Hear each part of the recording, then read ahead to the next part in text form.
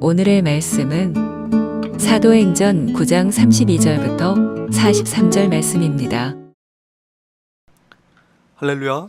오늘 하루도 여러분 삶 가운데 하나님의 은혜와 평강이 함께하길 축복합니다. 베드로는 여러 지역을 두루다니며 복음을 전하고 성도들을 돌아보았습니다. 32절, 그때 베드로가 사방으로 두루다니다가 루다에 사는 성도들에게도 내려갔더니 그는 예루살렘에만 있지 않고 하나님의 주신 능력을 나누기 위해 순회하며 사역했습니다. 초대교회 사도들의 삶의 목적은 오직 예수 그리스도를 전파하고 성도들을 믿음으로 세우는 것이었습니다. 그래서 그들은 앉아서 사람들을 기다린 것이 아니라 두루다니며 성도들을 신방하고 그들을 믿음으로 세우는 일을 게을리하지 않았습니다. 스데반의 순교 후에 예루살렘 교회 신자들이 흩어져 유대와 사마리아 모든 땅으로 갔기 때문에 그들 중 일부가 루다로 갔을 것입니다. 그래서 베드로는 두루다니다가 루다에 사는 성도들에게도 신방을 갔는데 33절 말씀에 보면 베드로는 거기서 8년이나 중풍병으로 공생한 에니야를 만나게 됩니다.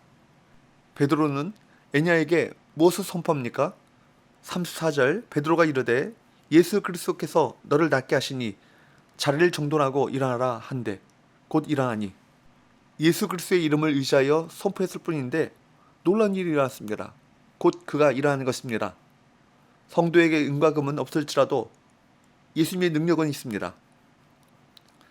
성도는 자신 안에 있는 그리스도의 능력을 사용하고 나눠줄 수 있어야 할 것입니다. 그 이름의 능력이 필요한 자에게 담대하게 선포될 수 있어야 합니다. 35절 말씀을 보면 8년을 앓았던 에니야가 치유받은 후에 그 지역 사람들이 이 이적을 보고 주님께로 돌아왔습니다. 예수님 이름의 능력을 체험하면 주님께로 돌아오게 됩니다. 기적이 그리스도를 증언하는 역할을 하기 때문입니다. 신앙은 체험적이어야 합니다. 머리에만 머무르는 신앙이 아니라 살아있는 체험적 신앙을 품고 믿음으로 살아가게 될 때 하나님의 나라가 든든히 세워지게 되는 것입니다.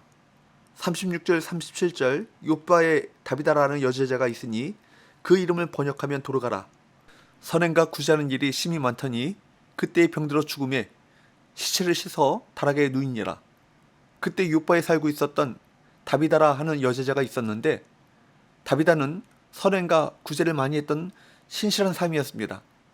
그런데 그랬던 그녀가 병들어 죽게 되는 것입니다. 그래서 많은 사람들이 그녀의 죽음을 안타까워했습니다. 사람들이 다비다가 죽자 그 시체를 씻어 어디에 누입니까? 다락에 누입니다. 그런데 시체를 다락에 누이는 것이 조금은 이상해 보입니다. 장례식을 치르기 위해서 또 조문을 위해서 1층에 시신을 모셔야 하는 것이 일반적이기 때문입니다. 왜 이 사람들은 다비다의 시신을 2층 다락에 모신 것일까요? 열왕기상 17장 17절에서 24절 말씀에 보면 엘리야 선지자가 사르밧 과부의 아들이 죽었을 때 그 아들을 안고 자기가 거처하는 다락에 올라가서 여호와께 기도하여 살아나게 하는 기사가 있습니다. 또 열왕기하 4장 32절에서 37절까지 말씀해 보면 수넴 여인의 아들이 죽자 엘리사 선지자가 여호와께 기도하여 살아나게 하는 기사가 있습니다. 따라서 우리는 왜 이 사람들이 다비다의 시신을 다락에 누였는가, 그 이유를 발견할 수 있습니다. 이들은 다비다가 주님의 종인 베드로를 통해 살아나기를 기대했기 때문입니다. 그리고 시체에 향유를 바르지 않은 점에서도 이런 이유를 발견할 수 있죠. 38절 보면 제자들은 베드로가 욥바에서 18km 떨어진 루다에 있다는 소식을 듣고 두 사람을 보냅니다. 그리고 지체하지 말고 와달라고 간청합니다. 와서 기도해달라는 것이죠. 베드로를 부른 것도 다비다를 다시 살려낼 수 있을 것이라는 믿음이 있었기 때문입니다. 이 제자들 안에 죽음을 뛰어넘는 돌파하는 믿음을 보게 됩니다. 베드로가 어떻게 합니까? 40절, 베드로가 사람을 다 내보내고 무릎을 꿇고 기도하고 돌이켜 시체를 향하여 이르되 다비다야 일어나라 하니 그가 눈을 떠 베드로를 보고 일어나 앉은지라. 마가복음 5장 35절 이하에서 야이로의 딸을 살렸을 때의 모습과 흡사한 것을 보게 됩니다. 그가 지은 그 속옷과 겉옷을 받아들었을 때, 그리고 많은 주위의 여자들이 눈물 흘리며 정말 슬퍼하고 있는 모습을 보았을 때 그리고 싸늘한 시체가 되어버린 한 여인의 시신을 보았을 때 베드로의 마음은 걷잡을 수가 없었습니다. 사람들에게 다 나가라고 했죠. 그리고 그는 이 시신 앞에서 무릎을 꿇었습니다. 그리고 기도했습니다. 무슨 기도를 했을까요? 하나님, 이 여자를 살려주십시오. 그것은 보통의 기도가 아니었을 것입니다. 간절한 기도를 했을 것입니다. 주님, 이 여자가 이렇게 선행을 베풀고 이렇게 구제를 했는데 정말 오른손이 한 것을 왼손이 모르게, 아무도 모르게 그리스도의 심장을 가지고 가난한 자들이 이렇게 도와주었던 이 여자를 불쌍히 여겨주옵시고 이 여자를 살려주옵소서. 여러분, 아무리 베드로가 기사와 능력을 많이 행했다고 할지라도 어떻게 죽은 자가 다시 살아납니까? 어찌 시체를 대고 그렇게 기도할 수가 있겠습니까? 그는 분명히 시체를 보고 있었지만 시체를 보는 것이 아닙니다. 살아계신 하나님의 능력을 신뢰하고 있었으며 죽은 다비다의 시신을 보고 있었지만 그는 결코 다비다를 보고 있었던 것이 아니라 하나님 품 안에 살아 역사하는 천국에서 뛰노는 다비다를 그가 보고 있었던 것입니다. 기도를 마치고 난 후에 다비다야, 일어나라. 정말 제정신이 아닌 것처럼 보입니다. 그런데 놀라운 일이 일어납니다. 다비다야, 일어나라 하니 그가 눈을 떠 베드로를 보고 일어나 앉는지라. 그 주님의 이름의 권세로 죽음의 벽을 향하여 명령한 것입니다. 믿음으로 이 모든 벽들을 돌파한 것입니다.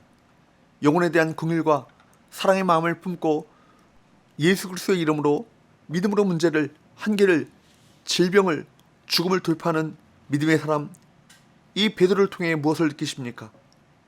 주님의 사랑과 주님의 긍휼을 가진 베드로는 그리스도의 능력을 나타내는 통로였습니다.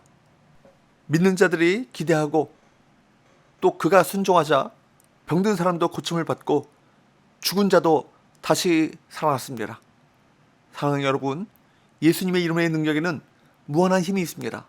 성도는 그 이름의 능력을 세상에 공급하는 통로인 것입니다. 예수님의 능력으로 고질적인 불신앙이 깨어지고 우리 모두가 체험적인 신앙을 갖게 됨으로 말미암아 세상을 이기고 세상을 승리하는 복 있는 성도들 될 수 있기를 주님으로 축복합니다. 기도합시다. 하나님 아버지, 우리 안에 주님의 사랑을 더욱 깊이 체험하게 하여 주옵소서. 그래야 주님의 사랑을 흘려보내는 사람이 되게 하시고 주님의 능력으로 우리 안에 한계를 돌파하여 이 세상 가운데 하나님의 살아계심을 증거하며 나타내 보이는 믿음의 삶을 살아가게 하여 주옵소서. 예수님의 거룩하신 이름으로 기도하옵나이다. 아멘.